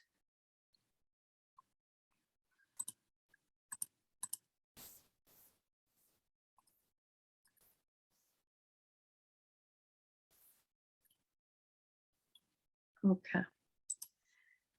So of course, in terms of patient education, you want to encourage patients to quit or reduce smoking. Again, if they're not even open to quitting, fine, but actually try to see if they would be open to reducing smoking. So even 1 less cigarette a day is better than nothing. You want to encourage them getting their flu and pneumonia vaccines, as well as encouraging fluids, rest and hydration, as well as just intermittent walking, deep breathing and coughing to help loosen up those lung fields. Fluids, really encourage water or watered down juice if they really don't like water or don't like to drink water. Remember, you want to discourage anything that has high contents of sugar.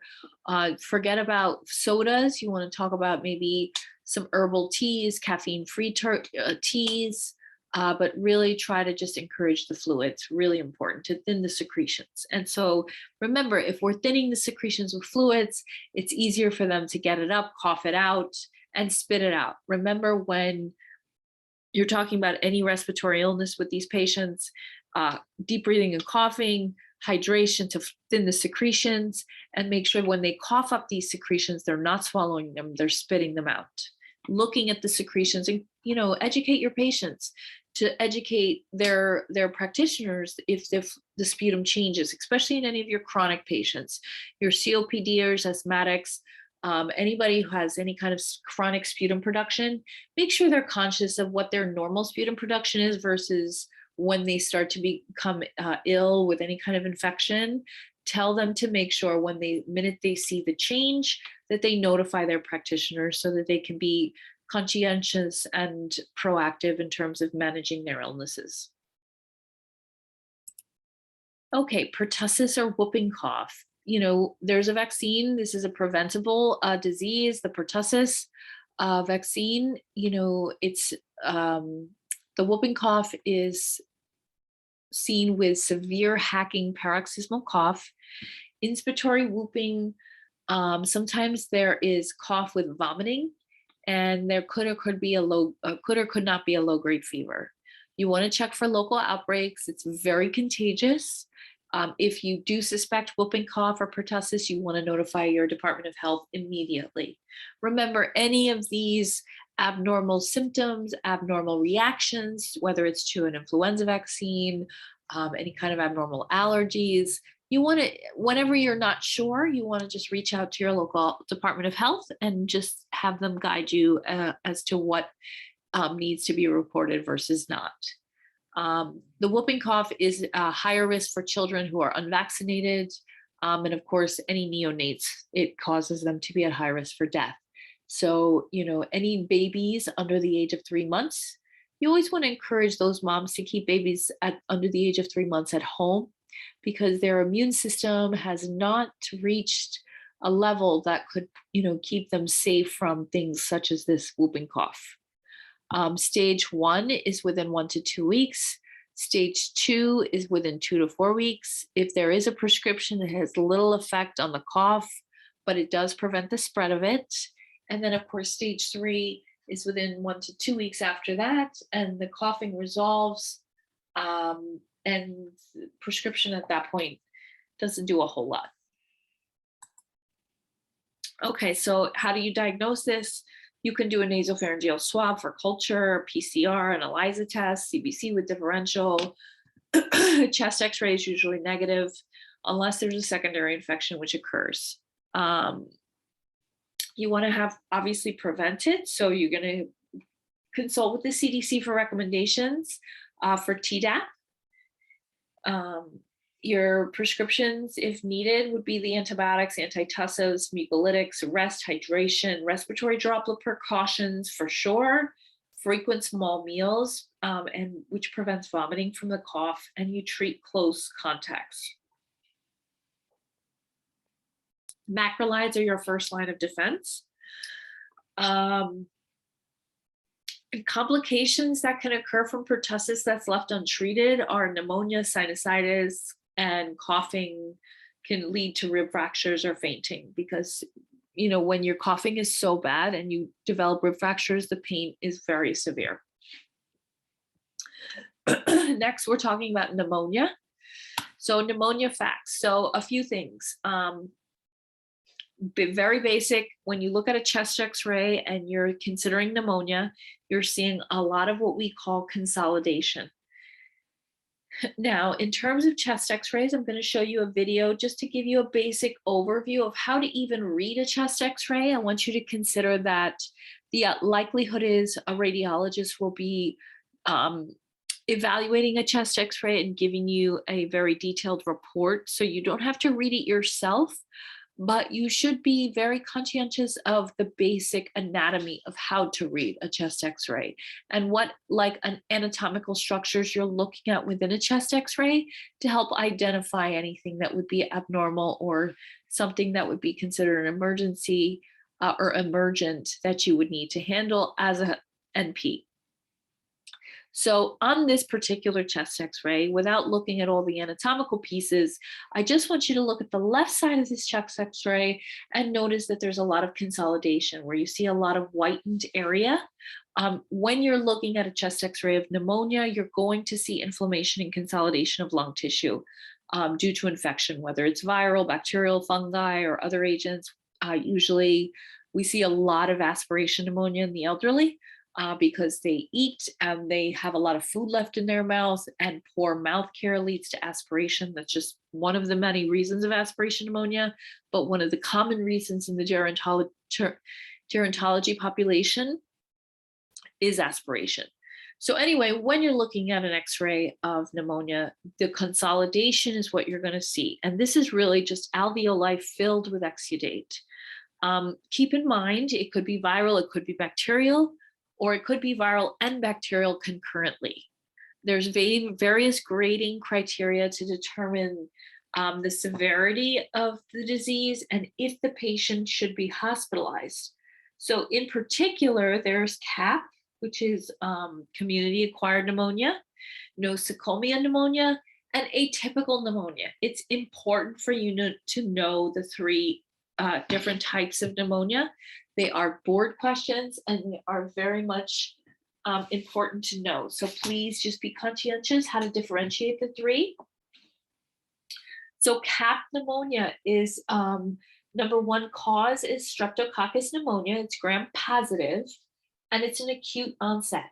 Usually CAP pneumonia or community acquired pneumonia is an acute onset, with high fevers and chills. There's a productive cough and large amounts of green to rust colored sputum, as well as pleuritic chest pain with a cough. Normally you'll hear crackles and you'll see on the CBC a leukocytosis and band forms may be seen.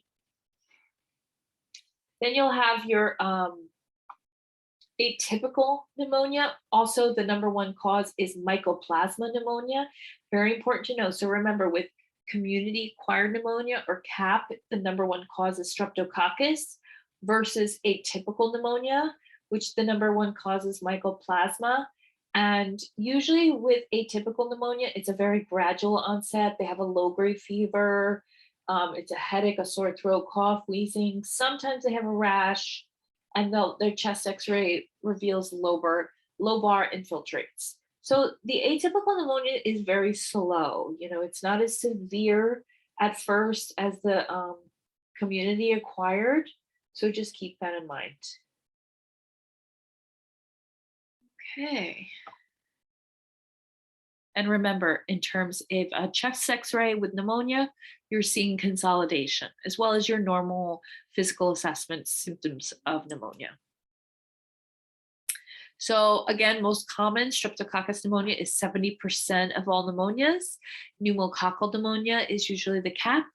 Atypical is usually the mycoplasma, and H. influenza is common in smokers. The most common bacteria causing pneumonia are gram-positive, but also significant gram-negative organisms. Therefore, you need appropriate coverage. So you need to know this in order to figure out and know which appropriate antibiotic to prescribe. So in terms of this as well, you need to consider other etiologies like staph, Klebsiella, Moraxella, chlamydia, fungi, viral, or anything else that could possibly an etiology. So you make sure to diagnose appropriately.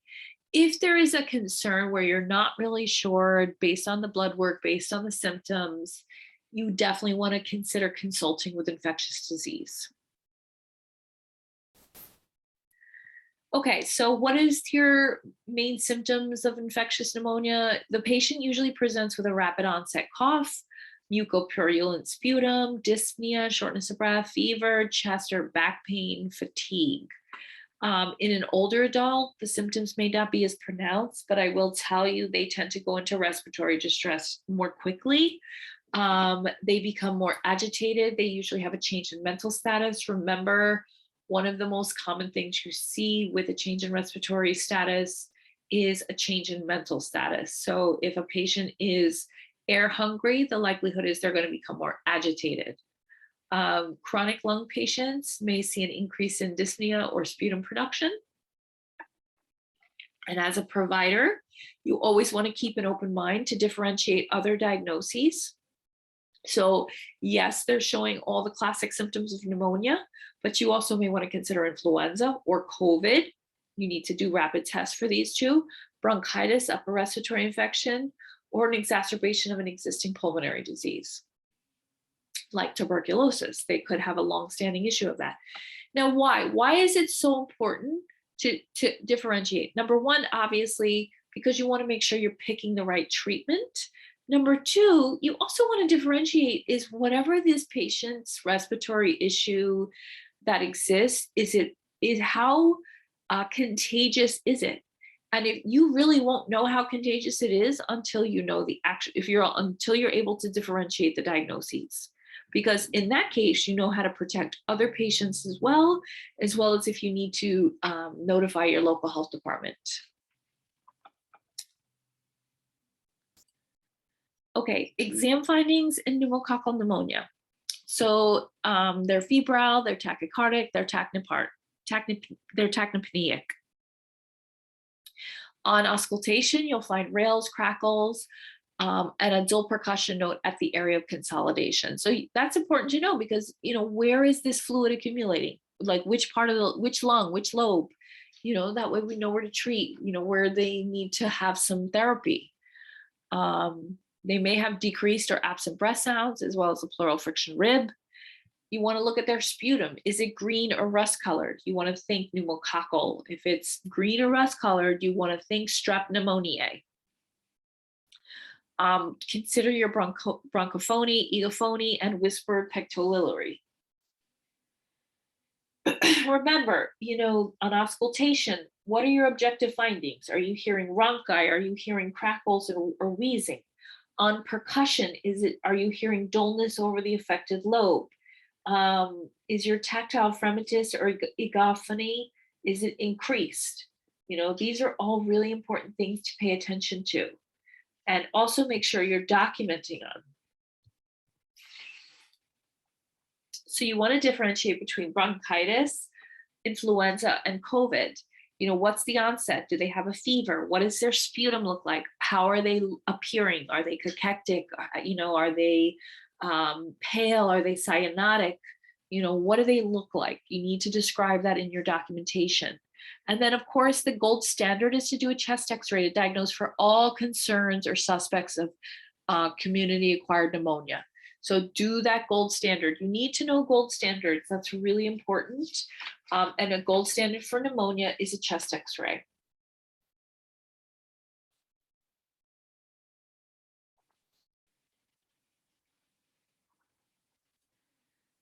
Okay, and then of course the other things you can do is the CBC with differential to watch for a left shift, metabolic panel, LFT, sputum cultures, possibly blood cultures if needed, and an ABG if you're compromised. You need to determine if the patient meets criteria to be hospitalized. So important, guys, because if they meet the criteria, then they need to be hospitalized. That's a standard of care. So what is it based on? It's based on your CAP and your CURB guidelines. So keep in mind, CURB 65 is a clinical tool that they use to identify patients with a community-acquired pneumonia who need to be hospitalized. It's like a clinical checklist just to decide whether a pneumonia patient should be admitted to the hospital. Every patient is complex because of comorbidities, but the pneumonia severity index really helps predict mortality, which can indicate the need for hospitalization. So remember, CURB 65 stands for confusion, urea, respiratory rate, and blood pressure. And 65 is 65 years of age or older. Using these 5 criteria, we can determine, how we can apply this patient, these symptoms to the patient and whether or not they need to be hospitalized or not. Okay, so atypical pneumonia or walking pneumonia is more common in young adults and children. However, you do see it in adults all the time, especially your working young adults. 30s, 20s, early 30s. These are people who are on the go, go, go, go.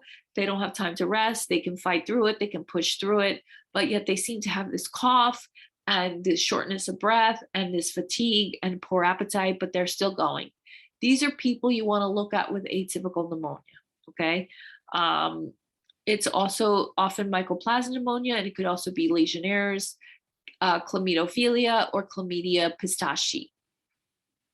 It's usually a seasonal outbreak in the summer or fall, and the onset may be more gradual with a headache, sore throat, cough, wheeze, may or may not have a rash, may report upper respiratory infections prior to the cough or pneumonia symptoms. So they may have had a cold before getting this severe cough. So on exam, you're going to see rhinorrhea, exudative pharynx, diffuse rales, and crackles. You may get a chest x-ray with diffuse interstitial infiltrates. Your PCR of sputum or oral swab is a gold standard for identifying atypical mycoplasma pneumonia. So keep that in mind. You need your PCR of sputum or an oral swab. Your CBC may be normal or have a left shift. And you also want to consider a CAP for this particular patient if they fail the therapy. Okay, so again, let's talk about the CURB criteria. Like I told you, it stands for confusion, urea, and your BUN, respiratory rate, blood pressure, and 65 years of age or older. That's what gives you points. And what the points means. If they only get 1 point, they go home. If you get 2 points, they consider hospital. Anything 3 or more, you want to consider the ICU.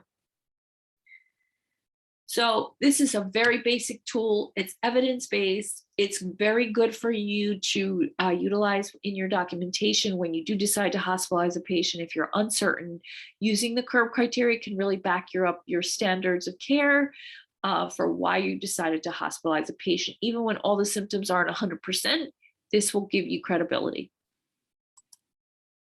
So for community-acquired pneumonia, you want to determine severity, comorbidities, follow the guidelines, know your area, like know what's going on in your area in terms of what are the rates of pneumonia at this point, what are the rates of influenza.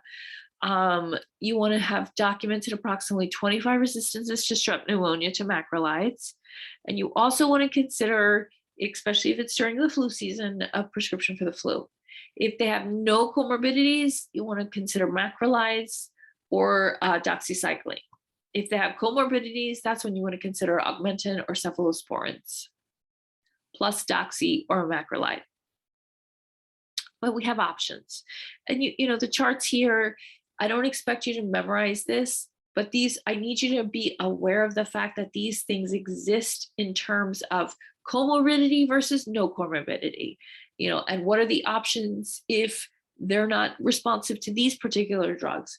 You need to know that there are more options and the flow of choices when the next thing changes depending on the guidelines and evidence-based practice. So be very conscious of where to have those resources where you can look that stuff up if you have a patient that is presenting to you, because you don't have a lot of time when you're in practice and if you figure out immediately that the patient has community-acquired pneumonia, you're going to want to know immediately what you have to prescribe. So you need to have your resources readily available. Okay, so you want to prescribe beta-2 agonist for wheeze, as well as rest, liquids, and of course, give them some, you know, a letter to stay home from work or school is needed to get some rest and relaxation. You want to talk about antipyretics and smoking cessation. You want to instruct when to return back to your practice so that they can follow up with you so you can make sure they're improving. And then, of course, you want to also talk about when to seek emergency care. So you want to contact them in 24 to 48 hours. To It's follow 7 up o'clock. and then 4 to 6 weeks. Now, of course, if they don't have improvement in their symptoms or improvement on their x-rays within a few weeks, we need to be concerned. So you want to repeat a chest x-ray on all smokers.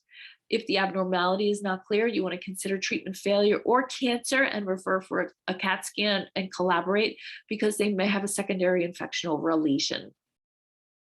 You also want to make sure all of your patients are appropriately vaccinated. Okay, so here's a really beautiful review on how to read a chest x-ray. And again, you know, you're going to have, the likelihood is wherever you are, you're going to have a radiologist likely giving you the full results of your x-rays. But that being said, as a nurse practitioner, you really need to be able to identify the anatomical structures within the x-ray so that you can at least look at it and know what you're looking at and the systematic process of reading an x-ray so you can clearly look at it and just have an idea of what you're looking at.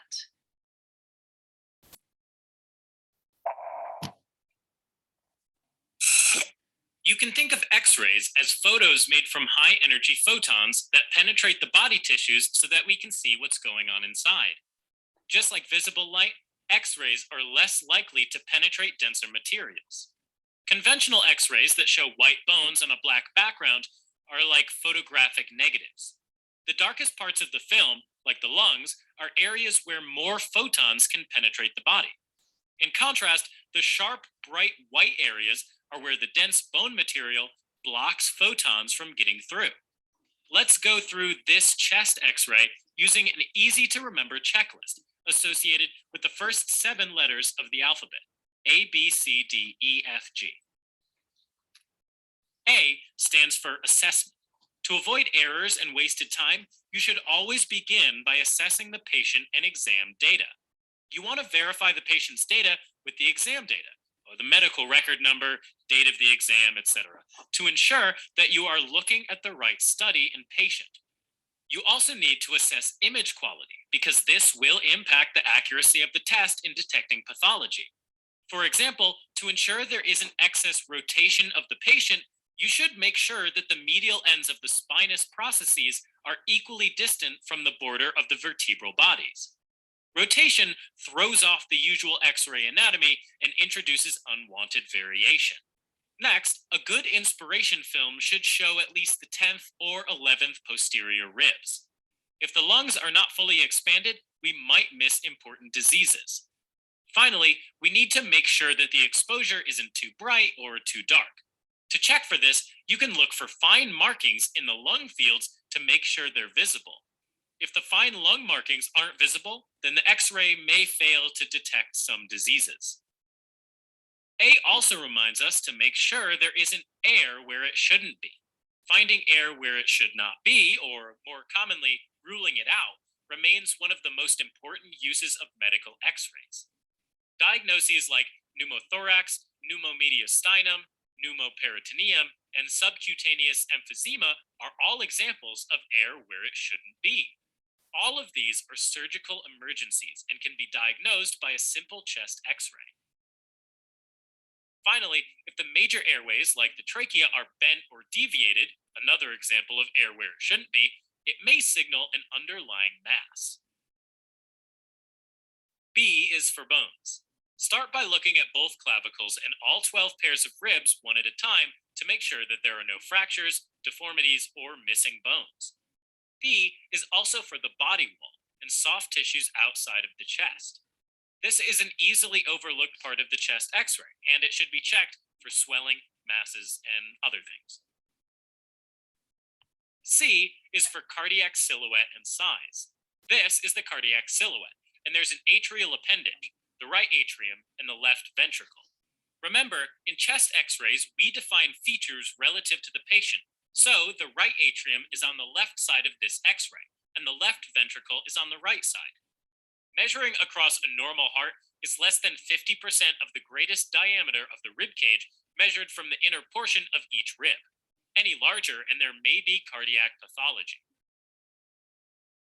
D is for the diaphragms, which shouldn't be too flat, but appear fairly symmetric.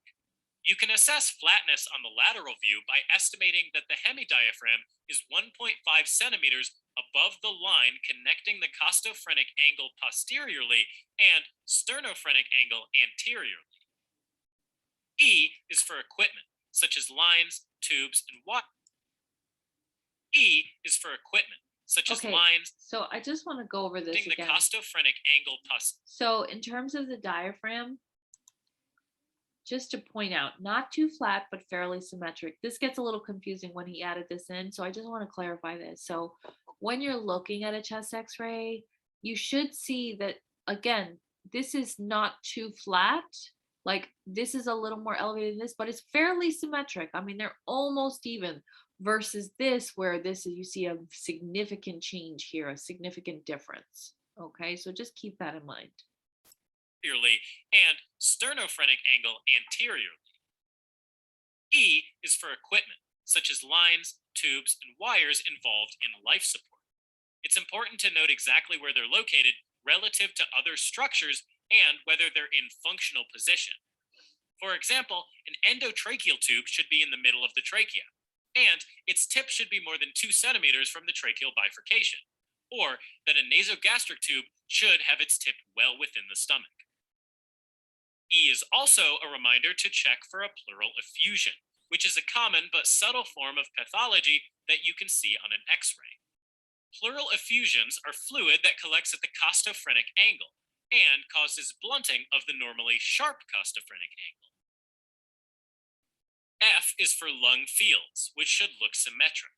There shouldn't be any haziness, white dots, or blotches.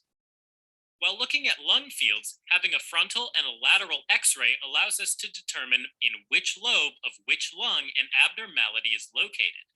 In this case, a nodular mass is visible in the inferior, lateral, and anterior left lung, meaning it's most likely within the anteromedial basal subsegment of the lower left lobe. This can be confirmed with a chest CT. Lastly, G is for great vessels, which includes the superior vena cava, inferior vena cava, ascending aorta, aortic arch, pulmonary artery, and descending aorta. You want to make sure that all of these structures are in the right location and is the right size.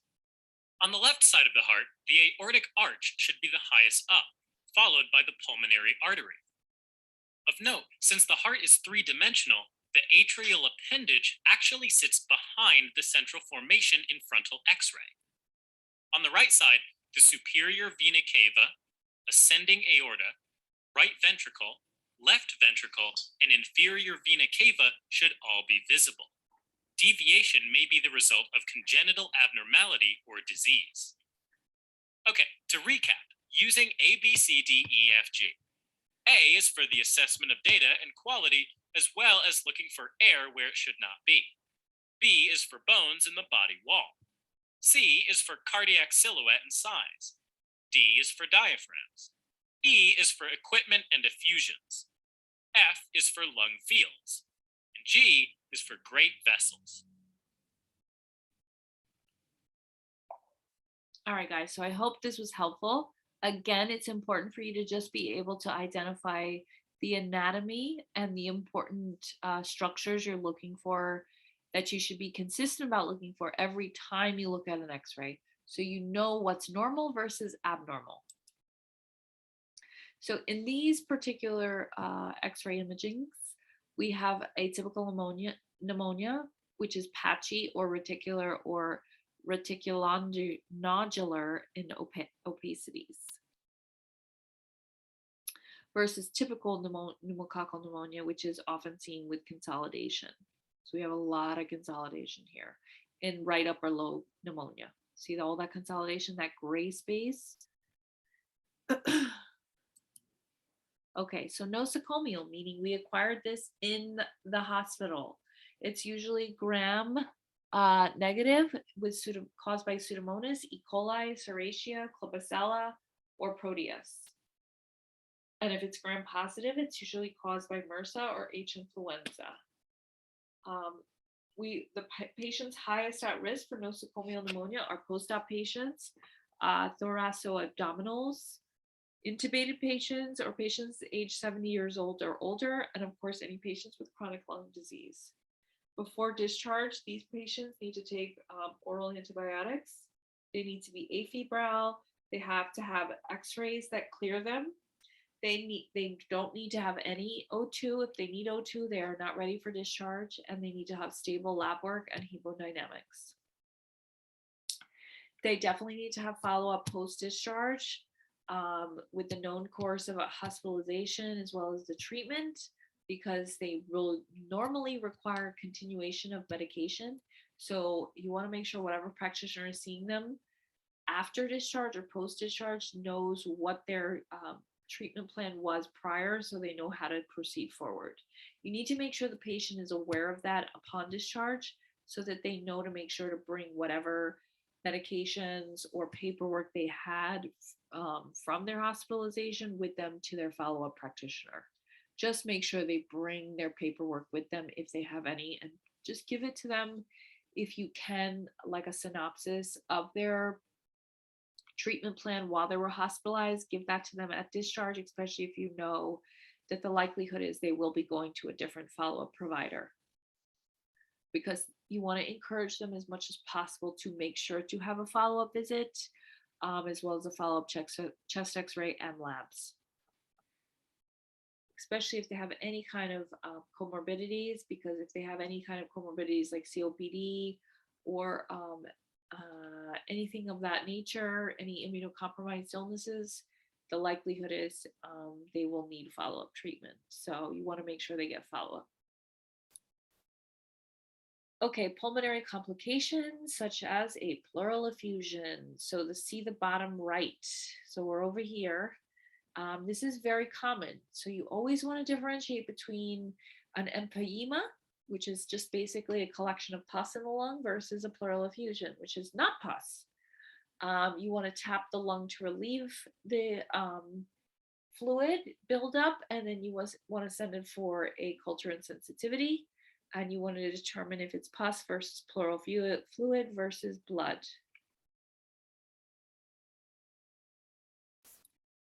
Okay, so this is an empyema. X-ray, empyema, again, pus collection, versus a lung abscess where it's necrotic tissue. Okay, so we're at the end. So PowerPoint 2 is going to follow up, and then we will be at the end of our chapter of respiratory illnesses. Thanks so much for your patience. I know this is a lot of information, but I am confident that you guys have enough of a basis from your undergrad to utilize that information and apply it to this. The biggest thing I want you to really try to focus on is your diagnostics, your x-rays, what your landmarks are in terms of your chest x-rays, and what your important blood work is, as well as your emergency symptoms that need emergent follow-up. All right, I'll see you in the next PowerPoint. Thank you, guys.